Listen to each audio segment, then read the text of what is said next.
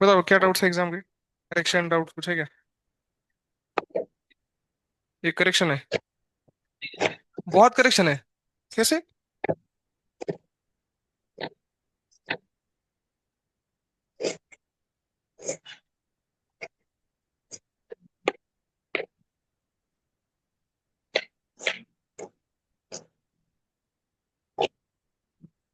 हाँ, दूसरे का तो जीरो आता है ना, सेंटर ऑफ मास की स्पीड। तो एक काम करो, ये करेक्शन जो है सारे एक साथ लिखो। करा लो इसको, और क्या बोल सकते हैं। सब पे आ रहा है ना? करेक्शन सबके मिलके ही समझ में देखो, दूसरा करेक्शन है, सही है ना? और कौन सा करेक्शन है? तीसरा सबका ही मतलब गलत आ रहा है ना? तीसरा भी हो जाएगा, और चौथा भी करना है, और चौथा तो करेक्शन है ना मतलब।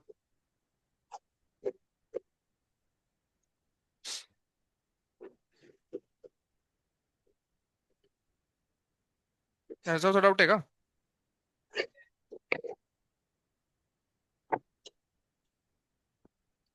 कंजर क्वांटिटीज पूछ रहा है ना?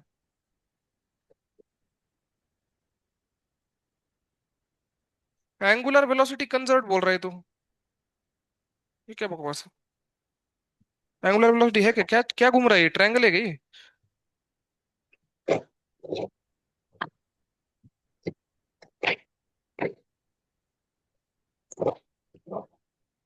हम्म।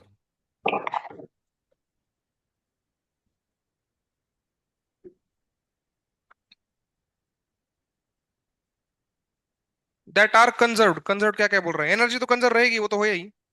लेकिन एंगुलर वेलोसिटी कंजर्व रहेगी बोल रही है।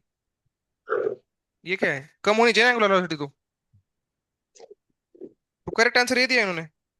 अच्छा, नहीं तुमने बी लिखा है। अच्छा, बी पाहिजे म्हणताय का? पहिलं तर चुकीच झालं ना मग। इसमें कोई डाउट है क्या? Total angular momentum and total total energy conserve रहेगी क्योंकि फ्रिक्शन नहीं है। बात ही खत्म है। टोटल एंगुलर मोमेंटम भी कंजर्व रहेगा क्योंकि ए ओ के अबाउट कोई टॉर्क नहीं आएगा। कैसे नहीं आएगा टॉर्क? कोई एक्स्ट। अच्छा हाँ, चॉकलेट। हैप्पी बर्थडे बेटा। जियो जियो। जियो का फोन लो।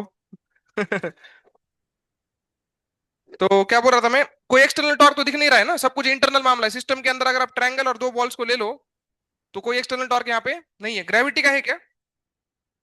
हाँ, ग्रेविटी का टॉर्क है एक्चुअली, बट जीरो आ जाएगा देखो ध्यान से, क्योंकि दोनों बॉल सिमेट्रिकली मूव करेंगे।